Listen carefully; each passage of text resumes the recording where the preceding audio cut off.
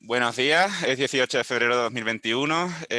Mi nombre es José María Ramírez, soy residente de tercer año de dermatología en el Hospital Universitario de Canarias, actualmente haciendo una rotación externa en el Hospital Universitario Puerta del Mar en Cádiz, donde estamos a 12 grados con cielos parcialmente nublados. Y hoy vamos a continuar con nuestra serie de 3 sesiones de inmunoterapia en cáncer de piel. En la primera sesión ya hablamos sobre los principios básicos de la inmunoterapia y nos centramos en el carcinoma de células de Merkel. Hoy nos centraremos en el carcinoma epidermoide, dejando el melanoma para una tercera sesión. El carcinoma epidermoide cutáneo, sabemos que es una neoplasia derivada de los queratinocitos epidérmicos. Es un tumor con una gran prevalencia y una incidencia en aumento que se da en todas las razas, aunque es más frecuente en personas de piel clara. Y sus factores implicados en su etiopatogenia le confieren una alta carga mutacional, lo cual nos puede hacer pensar que va a ser susceptible de tratamientos con estos fármacos inmunoterápicos. Hay que decir que lo más frecuente es que el carcinoma epidermoide sea una enfermedad localizada que en la gran mayoría de las ocasiones pues, va a curar con un tratamiento local, dando una tasa de complicaciones de metástasis locorregionales o a distancia en menos del 5% de los casos. Se puede predecir qué tumores van a ser especialmente recurrentes, agresivos o metastásicos en función de una serie de características clínicas o histológicas que le van a conferir este mayor riesgo. Es lo que conocemos como carcinoma epidermoide de alto riesgo. Entonces, para repasar unos conceptos básicos, en esta sesión vamos a hacer mención sobre todo al carcinoma epidermoide invasivo, ¿vale? No vamos a hacer mención al carcinoma intraepidérmico o in situ. Sabemos que dentro del carcinoma invasivo vamos a tener el primario común y el avanzado. Dentro del primario común, el primario común sería aquel que no da metástasis, ¿vale? Y que generalmente va a ser fácilmente tratable, generalmente con tratamientos locales. Dentro de este primario común vamos a tener, en función de determinados factores clínicos e histológicos, los carcinomas epidermoides de alto riesgo y los de bajo riesgo, que ahora los veremos. Dentro del carcinoma avanzado podemos distinguir el localmente avanzado y el metastásico. El metastásico puede ser metastásico locorregionalmente, ya sea en tránsito o a los ganglios regionales, y metastásico a distancia, ¿vale? Entonces, ¿qué sería un carcinoma epidermoide localmente avanzado? Pues sería aquel carcinoma epidermoide no metastásico que no es posible tratar con intención curativa, con cirugía o radioterapia, o solo es posible hacerlo a expensas de una secuela estética o funcional inaceptable, ¿vale? Serían muchos supuestos en los cuales el tratamiento local no sería aceptable por las secuelas que produciría. Un carcinoma epidermoide de alto riesgo es aquel que presenta factores clínicos histológicos que indican un mayor riesgo de recurrencia o metástasis. Si bien es cierto que hay una falta de consenso sobre la definición de carcinoma epidermoide de alto riesgo, porque entidades como la NCCN y la JCC van a describir criterios de alto riesgo diferentes. Estos factores de alto riesgo pueden clasificarse como intrínsecos o relacionados con el tumor o extrínsecos relacionados con el paciente. Aquí tenemos el típico cuadro que todos conocemos, ¿vale? Donde en función de determinadas características, tanto del tumor como histológicas, podemos predecir el riesgo que va a tener este carcinoma epidermoide. También tenemos otros factores, como por ejemplo, hay mayor riesgo en los epidermoides que aparecen sobre heridas crónicas, cicatrices, zonas radiadas, aquellos que no son totalmente extirpados, o pacientes que tienen tumores múltiples, también factores inherentes al paciente como la inmunosupresión. Sabemos que la incidencia de carcinoma epidermoide en pacientes inmunosuprimidos va a ser muchísimo mayor y que además estos tumores van a tener una mayor agresividad, tanto local como a distancia. Y otras comorbilidades como la leucemia linfática crónica, la epidermolisis ampollosa, que también van a tener mayor frecuencia de epidermoides y con mayor agresividad. También tenemos biomarcadores que nos van a predecir qué carcinomas van a ser de mayor riesgo. Por ejemplo, la expresión del PDL1, que se asocia con mayor riesgo de metástasis ganglionar, expresión de la polifosfato 5-fosfatasa de inositol, cuya baja expresión predice un aumento por 5 del riesgo de metástasis local y por 3 de muerte. Y otros factores como la expresión del coactivo transcripcional P300, que es un factor pronóstico independiente de menor supervivencia, la mutación del promotor TERT o la expresión de CD133, que van a conferir una menor supervivencia global. Comentando un poco por encima la estadificación, sabemos que está muy poco implementada, ¿vale? Aún no se han establecido pautas definitivas para la estadificación de los pacientes con carcinoma epidermoide de alto riesgo. Y vamos a tener varios sistemas de estadificación en la actualidad, si bien no se considera que todavía haya ninguno que sea totalmente óptimo al no tener en cuenta todos los factores de riesgo del carcinoma epidermoide. Vemos que tanto la JCC como la UICCC van a dar especial importancia al diámetro tumoral y a la profundidad de la invasión, considerando a partir de un T3 el carcinoma epidermoide de mayor riesgo. También vamos a tener una subestratificación hecha por la Brigham Women Hospital del estadio T, en el cual se consideran 4 factores de riesgo independientes y se cuantifican, ¿vale? La presencia de 2 o más de estos factores de riesgo van a conferir al carcinoma epidermoide un mayor riesgo de agresividad. ¿Por qué es importante estadificar el riesgo y estadificar el tumor? Porque en función de tanto del estadio como del riesgo del carcinoma epidermoide, nuestros objetivos con el tratamiento van a ser diferentes. Es decir, un carcinoma epidermoide de bajo riesgo, nuestro objetivo principal va a ser la erradicación completa del tumor. Y el tratamiento va a ser generalmente local y podemos emplear terapias ayudantes si es necesario. En cambio, un carcinoma metastásico pues no va a ser tan candidato a tratamientos curativos y va a tener un mayor protagonismo la terapia sistémica. Vale, en general, en el carcinoma epidermoide hay bastante poco consenso en muchas cuestiones, ¿no? Tanto en la estadificación como en las definiciones de alto riesgo, como en los protocolos terapéuticos. Vamos a basarnos un poco en un consenso que se llegó en el 2020, basando un poco en la evidencia actual, en las últimas publicaciones, que se estableció por un comité de expertos realizado a nivel virtual por el Foro Europeo de Dermatología, la EADO y la Organización Europea de Investigación y Tratamiento del Cáncer. Antes de entrar en la inmunoterapia en sí, vamos a ver qué consideraciones generales llegaron en este consenso. Y es que el tratamiento principal del carcinoma epidermoide, siempre que se pueda, va a ser quirúrgico. Y el objetivo principal va a ser la eliminación del tumor. La mayoría de los tumores epidermoides se van a tratar satisfactoriamente con esta decisión quirúrgica. Y las tasas de curación van a ser superiores al 90%. La radioterapia se va a poder considerar como un tratamiento primario en los pacientes que no son candidatos a cirugía o en casos en los que la cirugía curativa no sea posible. Se puede considerar la radioterapia de rescate o paliativa cuando no es posible la extirpación quirúrgica completa. La terapia adyuvante, ya sea con radioterapia o con tratamiento sistémico, va a ser un buen tratamiento adicional cuando, tras la resección completa del tumor, cuando haya riesgo de que ese tumor recurra. Y los pacientes con enfermedad localmente avanzada o metastásica que no puedan tratarse eficazmente con cirugía o radiación van a ser candidatos a terapias sistémicas, entre ellas la terapia con inhibidores del punto de control o checkpoint. Sabemos que las opciones de tratamiento sistémico con intención curativa para el epidermoide avanzado van a incluir tanto inmunoterapia como inhibidores de receptor de factor de crecimiento epidérmico, como la quimioterapia, como la electroquimioterapia. El único tratamiento sistémico aprobado actualmente para el carcinoma epidermoide avanzado va a ser el cemiplimab. Y es importante en todos los carcinomas epidermoides avanzados el enfoque multidisciplinar, ¿vale? Vale, este es el esquema que ellos proponen de tratamiento. Dentro de este esquema, ¿dónde estaría la inmunoterapia? Bueno, la inmunoterapia estaría considerada en aquellos tumores localmente avanzados y metastásicos que o bien no sean operables o bien tras un intento de abordaje curativo por cirugía o radioterapia, pues no sea totalmente, no sea posible curarlo, ¿vale? Y vemos cómo la inmunoterapia ocupa la primera línea de tratamiento en estos casos, dejando los anti-EGFR y la quimio y radioterapia en una segunda línea en caso de contraindicación a esta inmunoterapia. En cuanto a la terapia sistémica como adyuvancia, actualmente no hay datos sólidos que vayan a apoyar el tratamiento sistémico adyuvante en el epidermoide localizado tras la resección completa, si bien se están llevando a cabo ensayos clínicos con cemiplimab y pembrolizumab. Lo mismo con la neoadyuvancia, ¿vale? Actualmente no hay evidencia que apoye el uso de neoadyuvancia con tratamientos sistémicos en el carcinoma epidermoide, pero se están realizando ensayos que son bastante esperanzadores con el cemiplimab. En cuanto al tratamiento de las metástasis en tránsito, sabemos que el abordaje siempre que se pueda y sea abordable quirúrgicamente va a ser quirúrgico. Vamos a tener también opciones locales de tratamiento, pero dentro de las opciones sistémicas, el único fármaco, igualmente, que va a estar aprobado en este contexto va a ser el cemiplimab. Vale, y ahora ya entramos en la inmunoterapia en el carcinoma epidermoide cutáneo. Sabemos que el papel fundamental va a ser, en el carcinoma, como ya hemos dicho, en el carcinoma epidermoide avanzado. Y hasta hace nada, pues los únicos tratamientos que teníamos eran pues las quimioterapias, sobre todo basadas en el platino, los inhibidores del factor de crecimiento epidémico.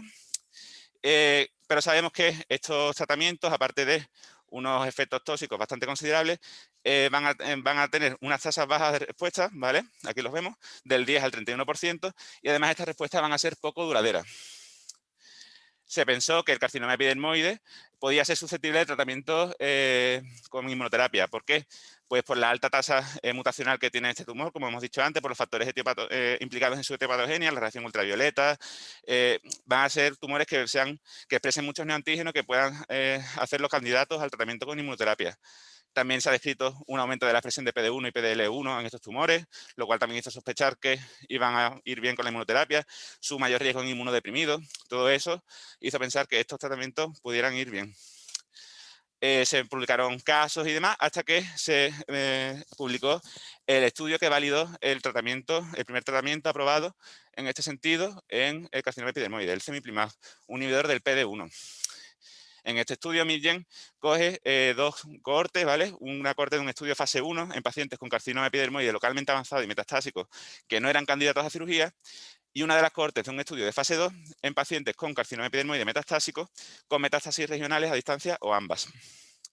Aquí vemos la muestra de ambos estudios. Y en el primero se evaluó sobre todo la seguridad del fármaco y en el segundo estudio se valoró sobre todo la tasa de respuesta. Se administró cemiplimab a 3 miligramos kilo de peso cada 2 semanas.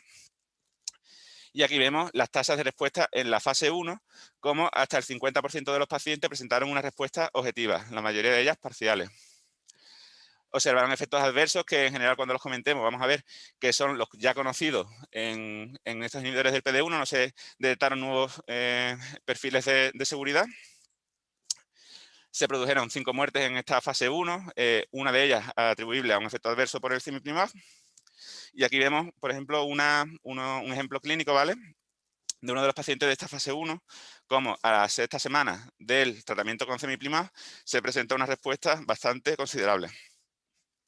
Aquí vemos los resultados en el estudio de fase 2, como las tasas de respuesta son bastante similares, hasta el 47%, con una duración de la respuesta que superó los 6 meses en más de la mitad de los pacientes. Es decir, son respuestas bastante duraderas, con una probabilidad estimada de supervivencia libre de progresión a los 12 meses también mayor del 50% y una probabilidad de supervivencia global de más del 80%. Igualmente, los efectos adversos más comunes pues, fueron los mismos: diarrea, astenia, náuseas, estreñimiento, síntomas cutáneos.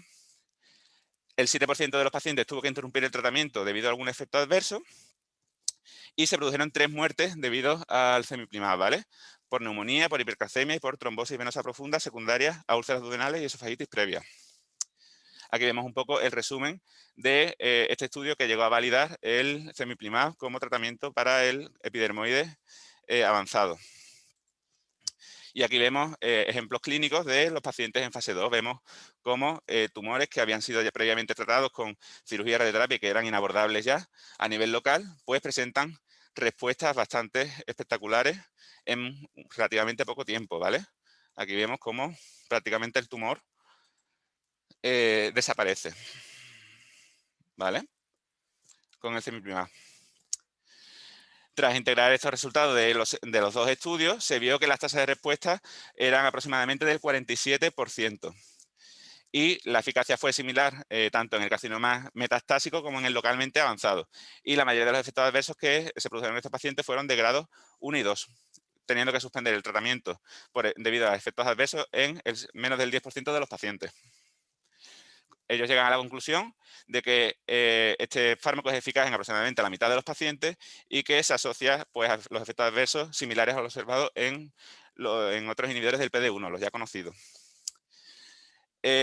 Siguieron investigando. En 2020 el mismo autor publica este estudio en el que se habla del cemiplimab en la enfermedad localmente avanzada que no tiene metástasis ni ganglionares ni a distancia. Es el grupo 2 del ensayo que hemos visto antes, ¿vale? El brazo que quedó aparte. Cogen 78 pacientes y les administran cemiplimab 3 miligramos kilo cada 2 semanas durante hasta 96 semanas. Tras una media de seguimiento de 9,3 meses, observan tasas de respuesta bastante similares, ¿vale? Del 44%, con un 13% de respuestas completas. Recordad que cuando hablamos de tasas de respuesta, metemos las respuestas completas y las respuestas parciales, ¿vale? Pero no hablamos de las enfermedades estables, ¿vale? Que puede ser clínicamente relevante, pero vemos como la tasa de control de la enfermedad, pues al final es más del 50%, del 62%. Y además vemos cómo las respuestas pues, son duraderas en el tiempo, con una proporción estimada de pacientes con supervivencia libre de progresión de más de la mitad de los casos, y con una supervivencia global del 93% a los 12 meses. Se reportaron efectos adversos grado 3-4 en el 44% de los pacientes, ¿vale? Con una muerte relacionada con el tratamiento tras una neumonía por aspiración. También haciendo el análisis de subgrupos, intentaron ver si había factores que pudieran predecir las respuestas y observaron respuestas objetivas en los pacientes independientemente del estado de PDL1 del tumor, ¿vale? No vieron asociación entre expresión PDL1 y respuesta. Y tampoco la vieron con la carga mutacional del tumor. Por tanto, llegan a una conclusión similar, ¿vale? Que el cemiplimab muestra buena actividad frente al carcinoma localmente avanzado. Siguieron estudiando y Danny Richin, ¿vale?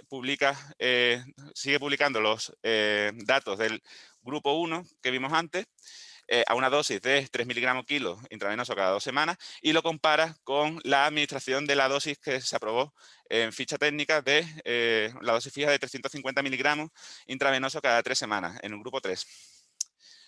Hacen un ensayo en fase 2 con carcinoma metastásico tanto regional como a distancia y administran pues ambas dosis.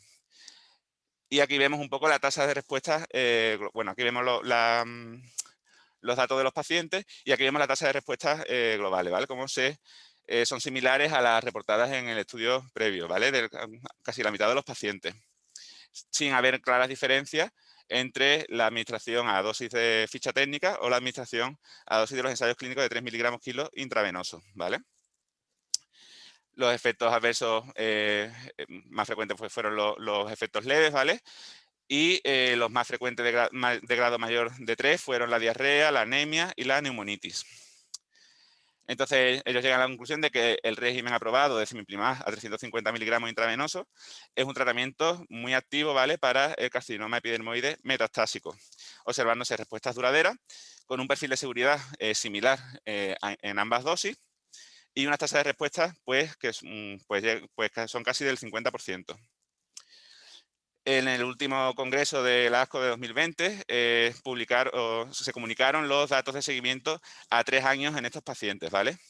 Y vieron que las tasas de respuestas completas en todos los grupos combinados fueron del 16%. Vieron que tras 3 años de seguimiento, hasta el 46% de los pacientes experimentó al menos una reducción tumoral tras el tratamiento con cemiplimab y que las tasas de respuesta completas fueron mayores conforme van avanzando el tiempo, ¿vale? Aquí vemos las tasas de respuesta objetivas, tanto en el grupo de carcinoma epidermoide metastásico con dosis de 3 miligramos kilo cada 2 semanas, en el grupo de localmente avanzado con dosis de 3 miligramos kilo cada 2 semanas y en el grupo de carcinoma epidermoide metastásico a la dosis aprobada en ficha técnica. Y vemos como las tasas de respuesta son bastante similares. Y vemos cómo en este grupo 1 del primer ensayo que comentamos antes, cómo a medida que avanza el tiempo, como a los 2 años las respuestas completas son bastante mayores que las del análisis primario, ¿vale? Los efectos adversos reportados pues, fueron similares a los ya comentados y todos estos datos pues, hicieron que tanto la FDA como la Agencia Europea del Medicamento aprobara cemiplimab para el carcinoma epidermoide cutáneo avanzado. ¿Vale? El mecanismo de acción es similar al resto de inhibidores del PD1 que ya comentamos en la anterior sesión y la dosis aprobada es a 350 miligramos cada 3 semanas. Y como siempre digo, atento a los efectos adversos inmunomediados.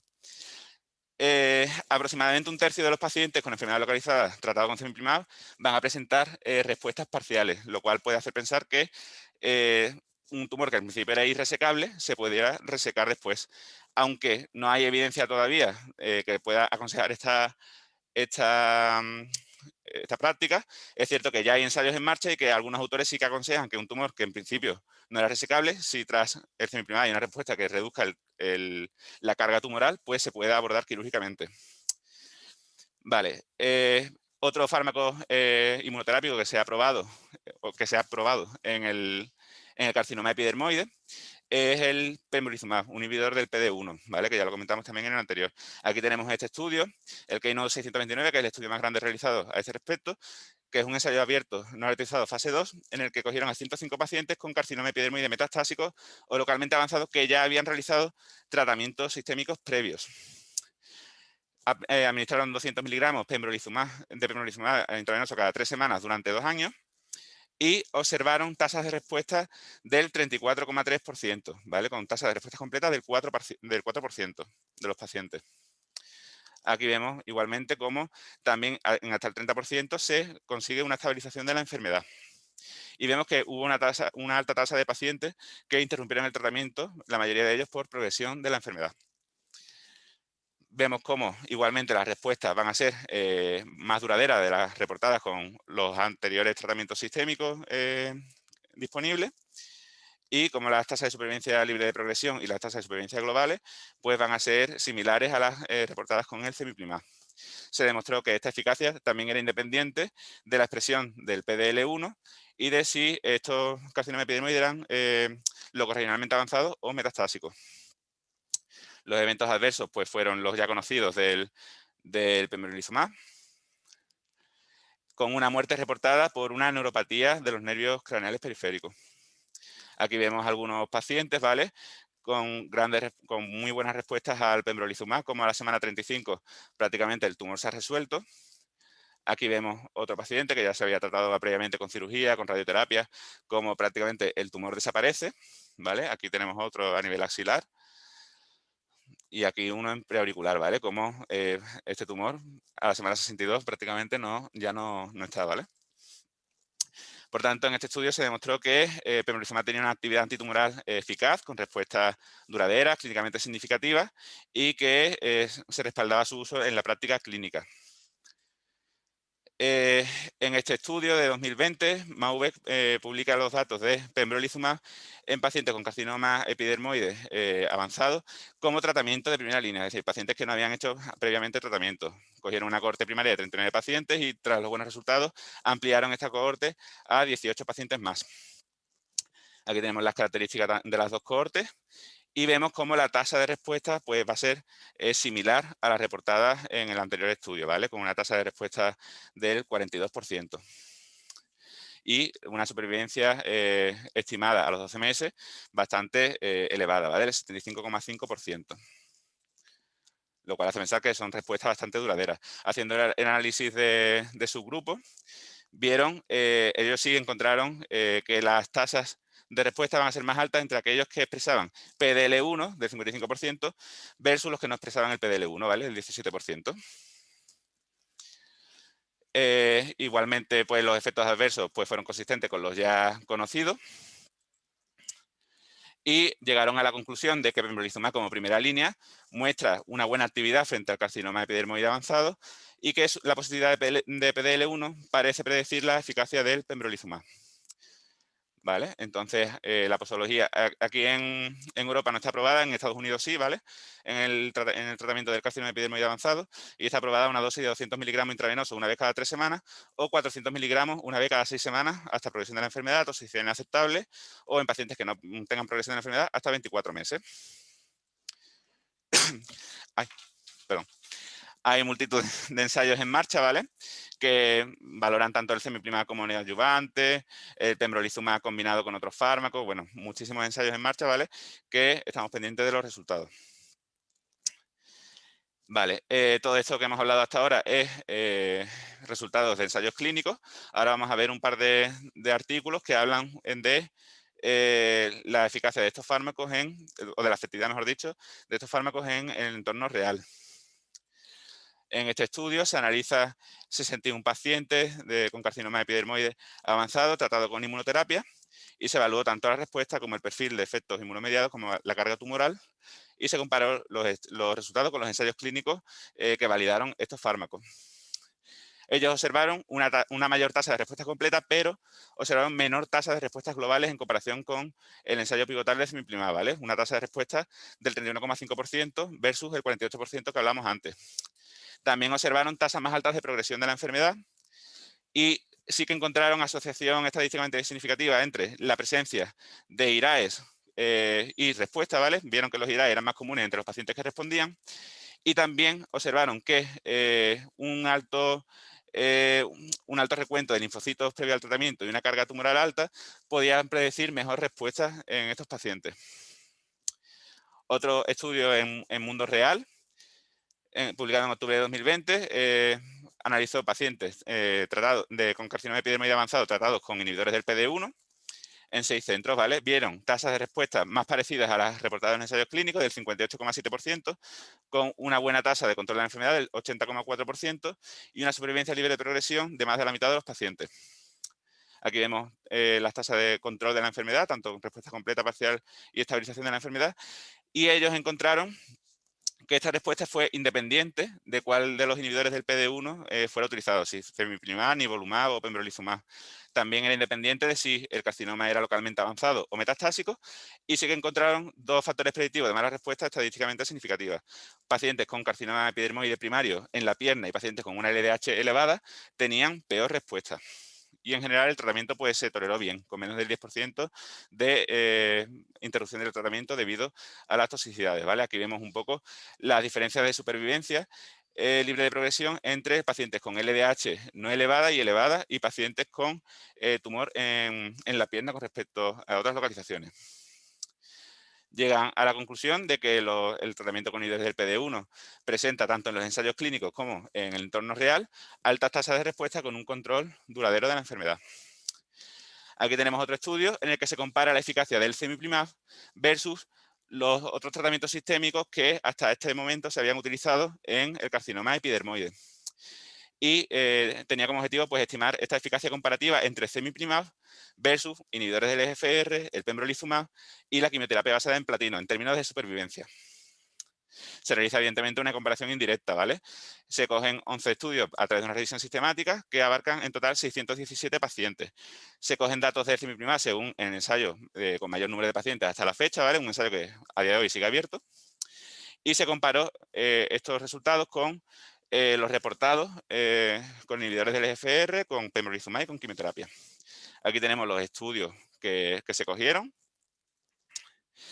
Y vieron que cemiplimab se asoció con una mejora de la supervivencia global y de la supervivencia libre de progresión frente a los inhibidores del EGFR y del pembrolizumab, y que también fue más eficaz en términos de supervivencia global en comparación con la quimioterapia basada en el platino, ¿vale? Aquí vemos cómo los datos de cemiplimab fueron bastante mejores que el resto de los reportados con otros tratamientos, ¿vale?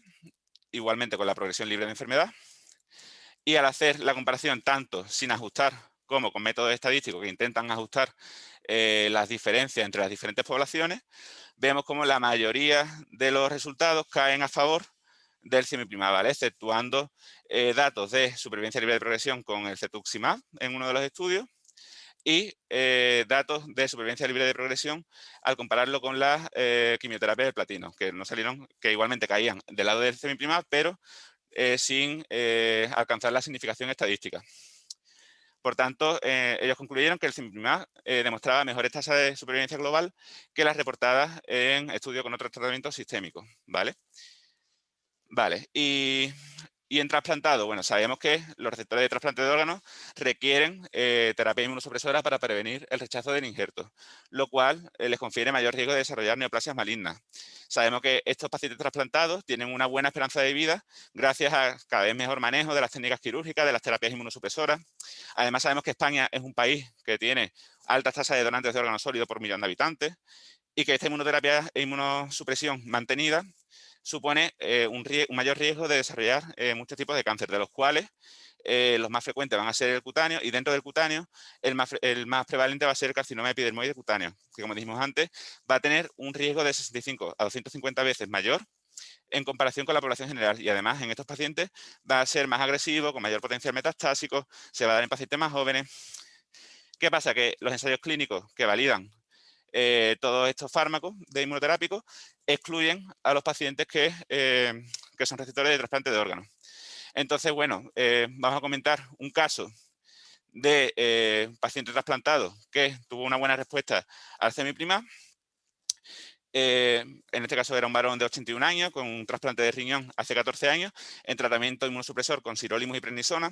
Subrayo el sirolimus porque sabemos que pacientes trasplantados que desarrollan carcinomas cutáneos, los inhibidores de la rapamicina, como el sirolimus, va a tener propiedades antiangiogénicas, antineoplásicas, y va a ser la terapia inmunosupresora preferida en estos pacientes trasplantados que desarrollan cáncer cutáneo.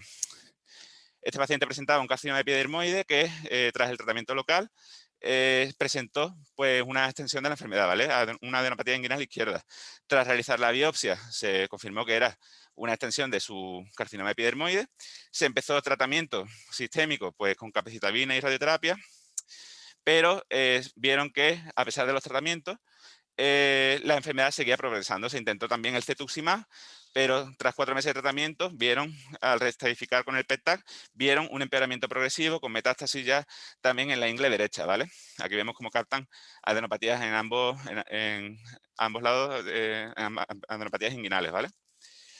Por tanto, decidieron el empleo de cemiplimab y vieron que la enfermedad no progresó y que no hubo rechazo de manteniendo el tratamiento inmunosupresor con el cemiplimab, ¿vale? No hubo rechazo del injerto, ¿vale? Con una resolución de las adenopatías.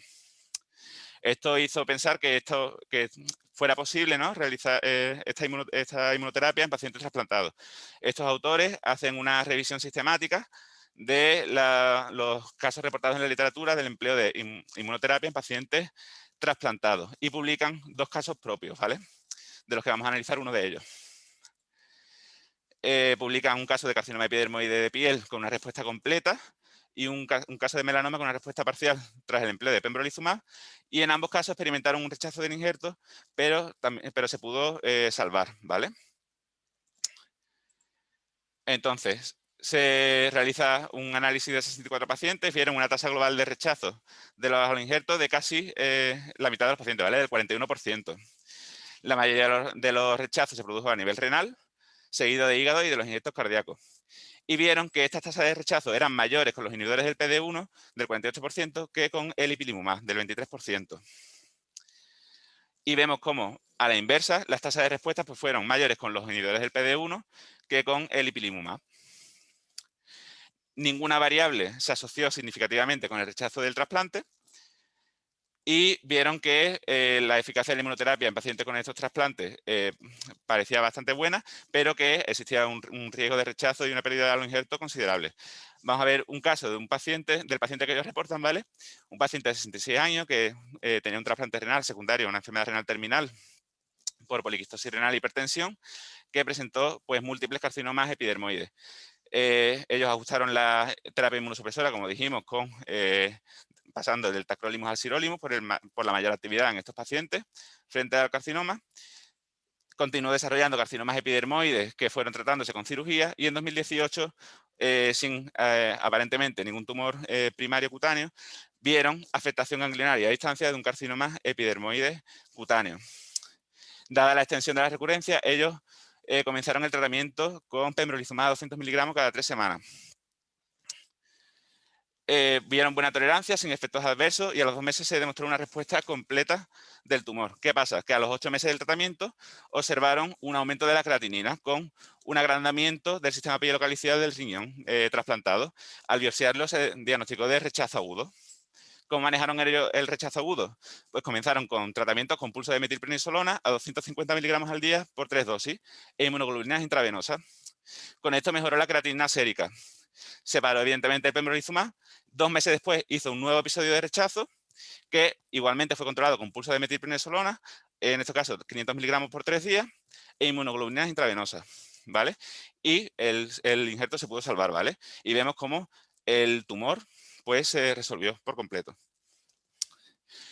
Otra revisión, ¿vale? De inhibidores del checkpoint en trasplantados de órganos sólidos, donde cogieron hasta 57 pacientes reportados, en el que se emplearon tanto inhibidores del PD-1 como ipilimumab como terapias secuenciales, e igualmente vieron que el 37% experimentó un rechazo del injerto, que hasta el 15% de los pacientes murió como resultado de este rechazo, y que, igual que dijimos antes, las tasas de rechazo eran mayores con los inhibidores del PD-1 que con el ipilimumab, ¿vale? No hubo asociación significativa entre el rechazo y la medicación utilizada. Y vamos a ver también que, bueno, en carcinoma epidermoide, pues se empleó tanto el nivolumab como el pembrolizumab con buenas tasas de respuesta, y en ninguno se produjo un rechazo. Y vemos a la inversa que las tasas de progresión o muerte secundaria a la enfermedad fueron más altas con ipilimumab seguido de los inhibidores del PD1, ¿vale? Entonces, ellos llegan a la conclusión de que, si bien se debe tener cuidado al administrar la inmunoterapia a los receptores de órganos de trasplante, el rechazo no es la causa más común de muerte en esta población.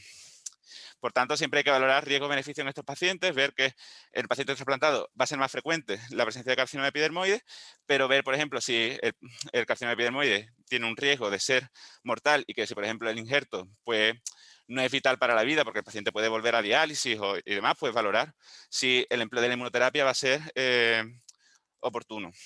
Y ya para terminar, sabemos que siempre en estos pacientes pues, las tasas de respuesta van a ser más o menos del 50% y siempre tenemos la necesidad de buscar marcadores que nos puedan ayudar a predecir qué respuesta va a tener el paciente con este tratamiento.